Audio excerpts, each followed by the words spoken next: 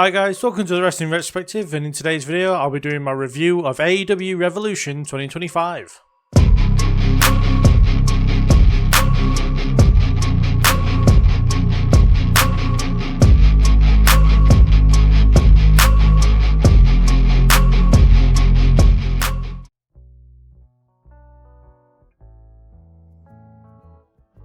So starting off the show, we had Hangman versus MJF start off the main portion of the show.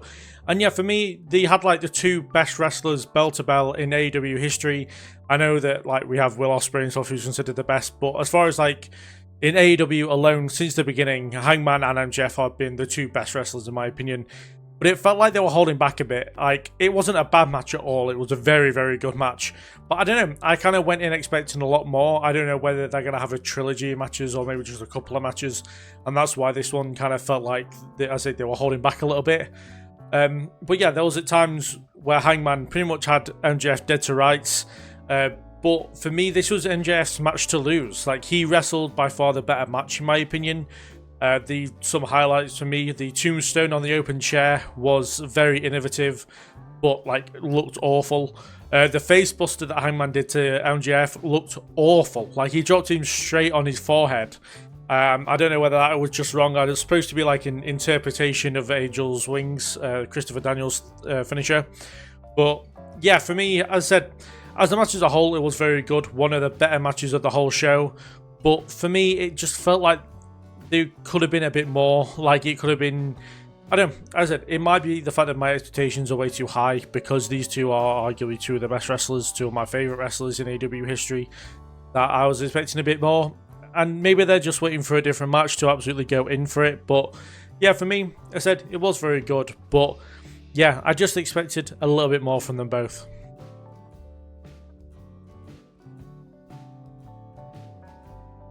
Following that, Mercedes Mone retained the TBS Championship against Momo Watanabe. I think that's right. Yeah, this was a decent match. The way I really thought about it was this was better than the Shida and Britt Baker match that Mercedes has defended against. But this was nowhere near close to the matches with Chris Statlander that she had that were absolutely fantastic matches. It was just a decent match what it was. Mone, especially in the first half of the matches, she really slows matches down by like just stopping and she's looking around in the crowd or she's doing that stupid dance that she does or that kind of stuff. Like it really affects the pacing of the match, especially for the first half where you'd expect them to kind of go a lot harder. Then in the second half of the match where they might start getting a bit more tired and might start kind of slowing down a little bit more towards the end. But yeah, her like dancing and stuff does my head in every time. Momo and Mone must be big Linkin Park fans because they just would not stop going for the Meteora. And yeah, just cause like, I think there was one point every other move was a Meteora from them both. It was kind of got annoying and kind of felt like it wasn't really doing much effect on either of them come the end part. I think the worst one of the match was when Mercedes did it to Momo through the ropes onto the apron. But yeah, just both of them constantly going for Meteoras did my head in. But yeah, Momo had incredibly stiff kicks. Like there was a part where like it was very clear that she kicked Mone just straight in the head. When they said that Momo was hard hitting, yeah, they weren't lying. She absolutely battered Mone. And then later on near the end of the match, there was a point where Mone got kicked straight in the chin, and you could tell that kind of threw her a little bit. But yeah, man, just shoot kicks from Momo, and they were stiff as fuck. But yeah, the result, Mercedes Mone getting the win, makes perfect sense. I don't think there was any doubt that she was going to retain here.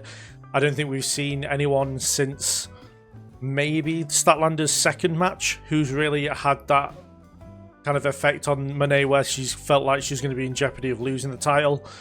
And I'm not sure really who takes the title from her. I would have said Statlander, but they've had two matches now, so unless they have a third match, and that's when they do it. But yeah, there's really no one been put in a position here which like seems to be the person to beat Mone. But one little detail that I've like just remembered, they showed multiple times Billy Starks kind of taking notes.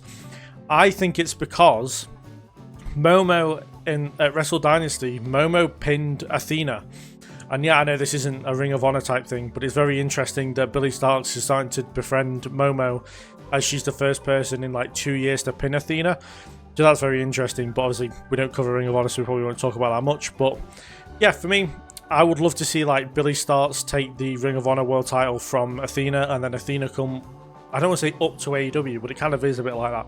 And Athena's the one that takes the TBS title from Mone. I think that'd be really cool. But so yeah, the match itself was decent. Nothing really like wrong with it. The kicks were awful. But yeah, I never expected Mercedes to lose here.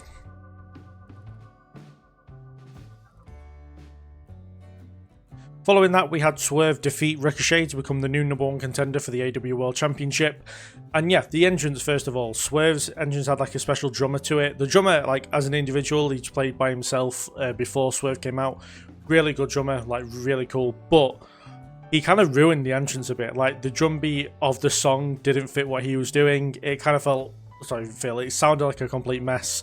And it actually ruined the entrance of Swerve, if anything. The match itself was really good. I would say it wasn't their best match. Their first match was probably better than this one. It's the one I preferred anyway. But what was really good was the final 10 minutes of the match. That sequence was really, really cool between them both, and I thought they absolutely killed it in that, like not just in that sequence, but that was especially good. I'm glad that Nana didn't turn.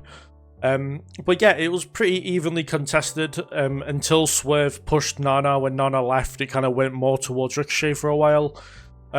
Not sure how I felt about Nana leaving through the match. I'm glad he came back near the end.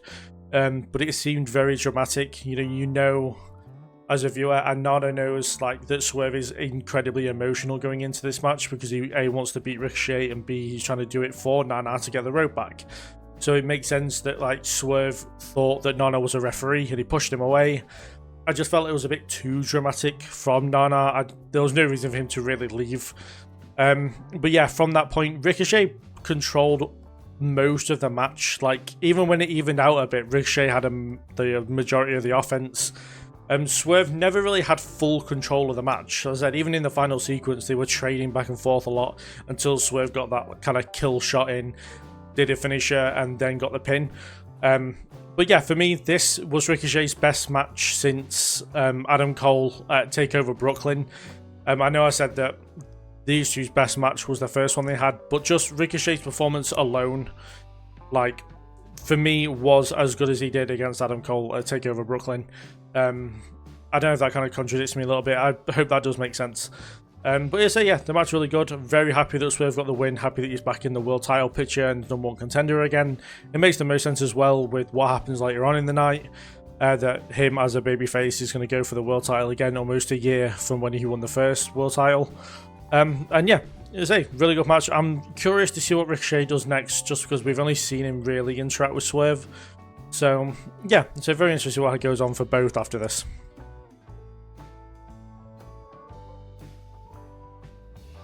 Next up, we had Kazuchika Okada successfully defend the Continental Championship against Brody King in a decent match. It was a very hard-hitting affair, but what took away from the match here for me was that Okada was never losing. Like, I couldn't see a situation where Brody was going to take the title, but it was well contested. Brody looked really good in defeat. You know, he's proving more and more, especially against an all-time great in Okada, just how good he is. Okada has been a great champion so far. He's defended fairly regularly, even though it hasn't felt like it, but it's mostly been on Collision, I think, which, you know, is a show that's not watched by many people, or at least I don't watch it. But yeah, I don't know who takes the title from him unless they do the winner-take-all with Omega for the International and Continental Championships, which I wouldn't mind, but I kind of like having more championships. I'm kind of preferred for that. But yeah, I haven't really got much more to say about this one. It was a decent match, solid for a dead in the middle of the card. And yeah, I look forward to seeing what Brady does next and what Okada does going forward in his championship reign.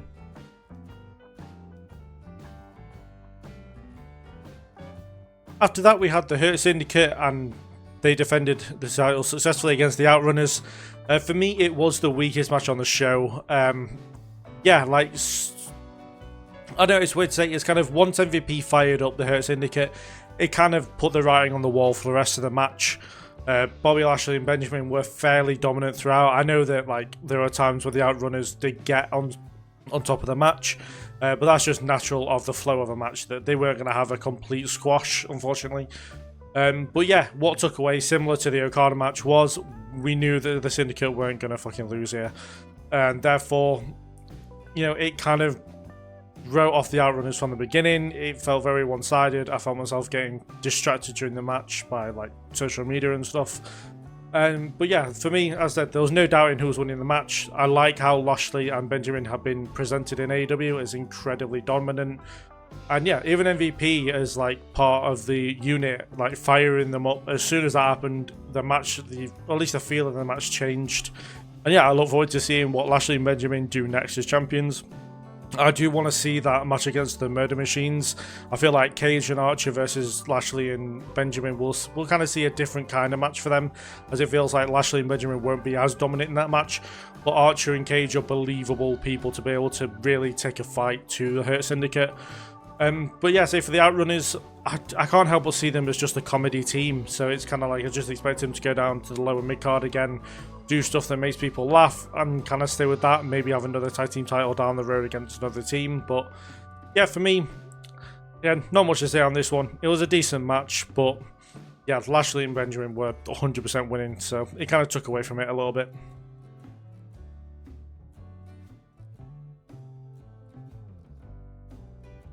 Next up, we had what was my favourite match of the night. It was my match of the night by far, and just an absolutely brilliant match overall. We had Toni Storm successfully defending the AEW Women's World Championship against Mariah May in a Falls Count Anywhere match, or a Hollywood ending match, or you want to call it.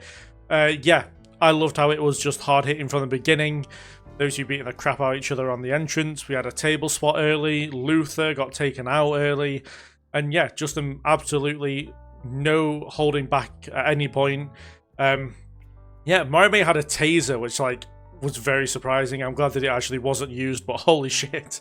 Yeah, Toni Storm bleeds like a Flair or a Rhodes. She just like does not do half-arse bleeding. It is unbelievable. Whenever she bleeds, she will bleed for Australia if she could. But yeah, Mariah May breaking a bottle between Tony's legs, like Statlander, hold my beer. I'm doing your thumbtack spot. Yeah, straight champagne bottle to the vagina. Absolutely crazy scenes. Yeah, this was everything I've wanted out of this feud and more. Like I've said from the beginning since All In last year that I just wanted to see these two absolutely go for it. And the match at All In was fine. The match at Australia wasn't great, but this made up for it 100%. Like for me, this has been an all-time feud for AEW. And yeah, just a fantastic showing from the both. It was a kind of like extreme match that like Hangman and Moxley would be incredibly proud of. They, you know, the state of them by the end, like holy shit, these two had blood everywhere. They just had an incredible showing. And yeah, you know, I even love the callback to Mariah May's turn in the first place with the high heel being used before the Storm Zero through the table. Yeah, just an incredible match. It was so good. And yeah, just a fantastic final moment as well, seeing the end on the Tron as Toni Storm lays in the bosom of Mariah May. And yeah, if anything, and I know a lot of people have said this was the match that should have gone on last. You know, even with the look of the end, just to end the whole pay-per-view would have been perfect. And yeah, it's a massive shame this was the first of what was a phenomenal amount of matches going forward. You know, this, Omega and Takeshita, and then Ospreay and Fletcher just absolutely all went out there. But for me, Storm and May completely stole the show, in my opinion. An incredible match. And for me, a match of the year contender in March. So, you know, absolutely loved it.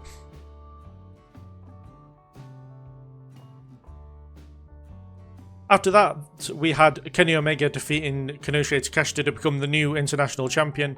And yeah, this was a really good match as well. Very different vibe compared to the Toni Storm Mariah May great match and Ospreay and Fletcher's great match. This was more of a technical wrestling masterclass from these two. But as much as a lot of people, this would be their match of the night, I actually preferred their first one, in my opinion. I preferred the one from All Out 2 years ago, 2023 All Out. This was still good, do not get me wrong. These two could not have a bad match, even if they tried to.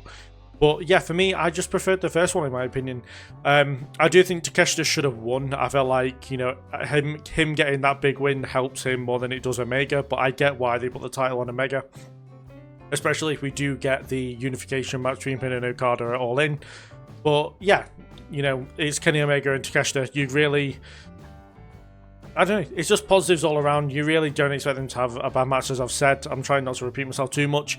The only thing I'm not sure about is Kenny winning via roll-up. I feel like that isn't great, but maybe they've done that to set up for a rematch at some point, which I'm all for. Yeah, I think the only thing that really takes away from Omega's return, in my opinion, I know this is really random to mention now, his theme, his new one, is trash. I hate it. Like, it's awful. I get like it's all, I think it's to do with like Final Fantasy or something. I don't play those games. It's not my kind of thing, so maybe I don't get it. But yeah, I don't know. It's just not great in my opinion. It kind of takes away from Omega in my opinion. I much preferred Battlecry. But yeah, as I said, it was a great match for all sakes. As I said, wasn't my favourite of theirs, but I look forward to seeing what Omega does as international champion. I hope that he doesn't kind of take away from it. I feel like Takeshita, as well as Cassidy and Ospreay and all those kind of people, put the international championship in such a good place that, you know, because we don't see Omega wrestle every week, it worries me that it may tarnish the title more than anything else. I'm hoping that's not going to be the case. Yeah, I don't know. I suppose like we'll see in the future whether Takeshita or Omega was the right winner or not here. But yeah, I look forward to seeing what Omega does as international champion.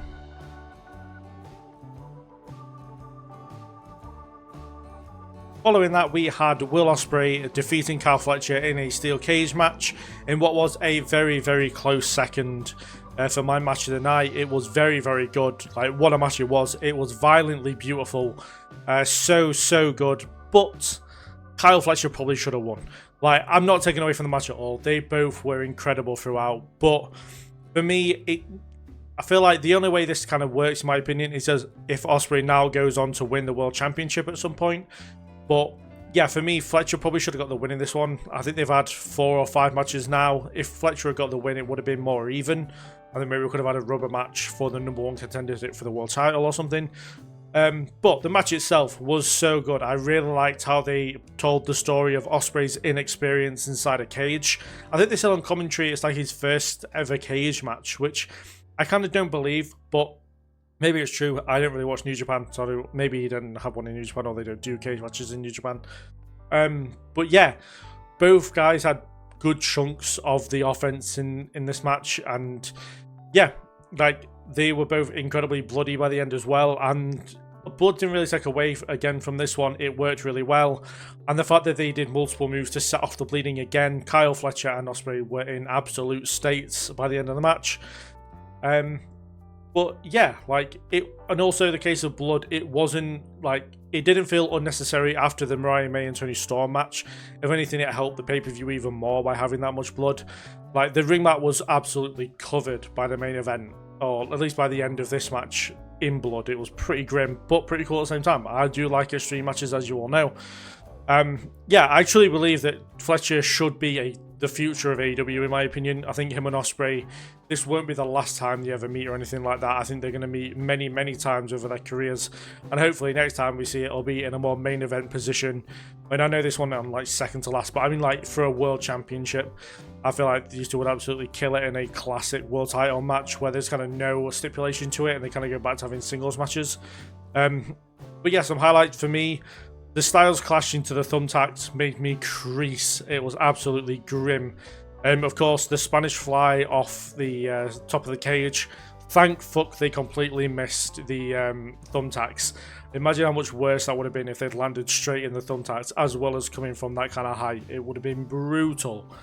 But yeah, I thought from the start of the match that, you know, I think this is the first cage match we've had since Swerve and Hangman, and that match was so good that I was unsure how they were going to kind of follow that in my, like, I don't know, it's kind of like, I know not every match follows another match, but like when you think about the last one being so impactful, but yeah, this was like a very close second to being one of the best cage matches. You know, when I think about like all-time great cage matches, I think of this, I think of the Bucks and Lucha Bros from All Out 21, and Hangman and Swerve from Full Gear World's End late last year, whenever they had their, I can't remember when it was now. That's going to annoy me now. But yeah, just an absolutely incredible match from these two. We know that they can have fantastic matches, but yeah, they took it to another level here. Absolutely loved it, and yeah, it came incredibly close second to be match of the night behind Storm and May.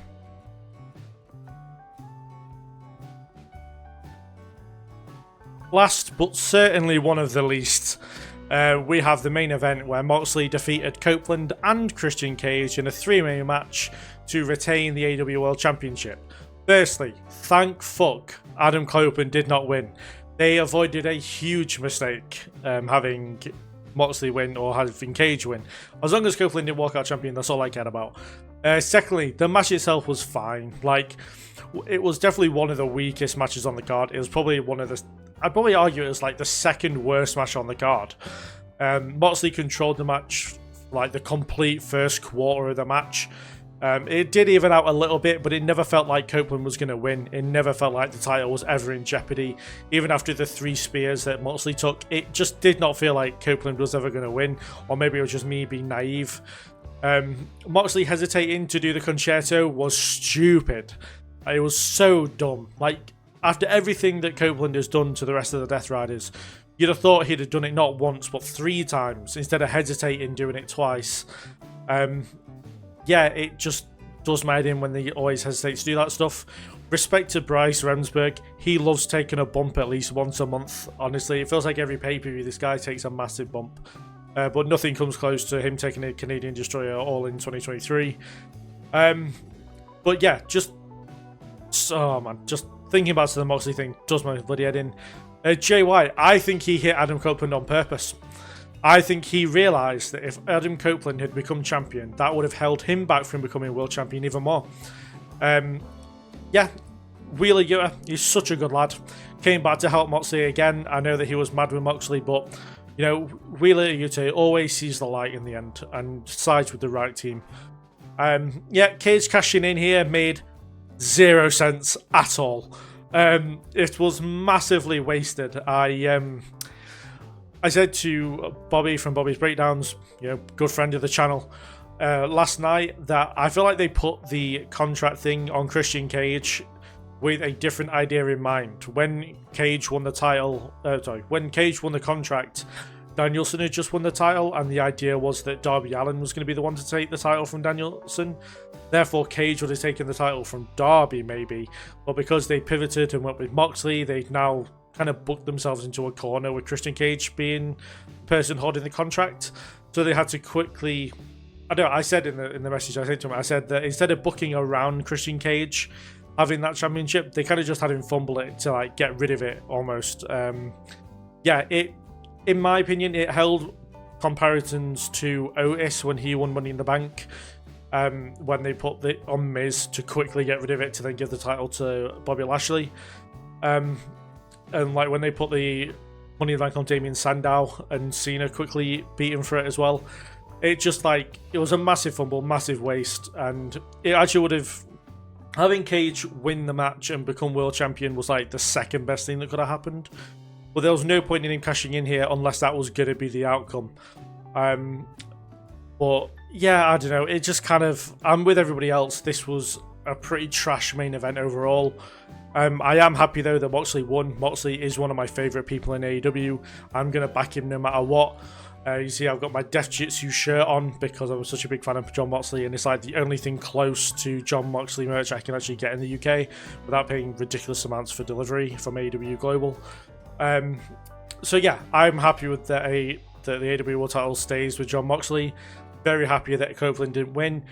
Moxley versus Swerve should be a really great match, and Swerve is very good at storytelling, so I'm hoping that he's going to kind of improve what has been a pretty trash story from Moxley and the Death Riders coming into this match with Copeland, and that like Swerve can add to that kind of quality behind the story going into that match, which I assume will happen at Dynasty.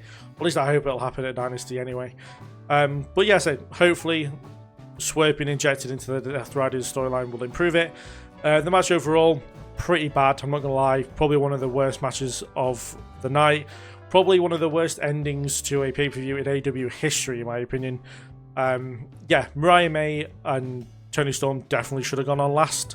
It's a shame that this is the way we had to end the show, but you know, it is what it is. Sometimes they're going to hit, sometimes they're going to miss. But yeah, as I said, I very much look forward to seeing Swerve and Moxley. So those are my thoughts and opinions on AEW Revolution 2025. Do put down in the comments what you thought of everything that happened.